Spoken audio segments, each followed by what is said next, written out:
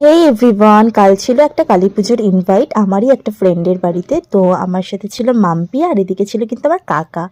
তো তারপরে এইটা ছিল মনি আর মাম্পি, আমরা একসাথে সেই স্কুল লাইফ দিয়ে তিন মূর্তি। তো কলেজটা সবারই প্রায় আলাদা আলাদা হয়ে গেছে, সেই জন্য আরেকজন তো বিয়েই করে নিয়েছে। তো তারপরে পুজো বাড়ি চলে আসলাম। পুজো বাড়ি আসার পর রিয়া এদের বাড়ি পুজোটা হচ্ছে, তো মা কালীর পূজা।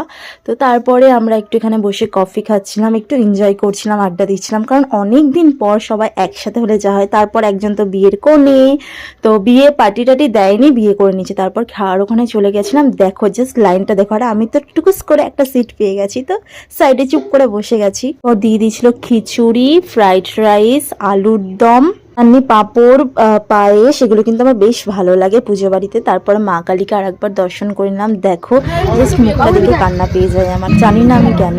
তো তারপরে বাড়ি চলে আসার পথে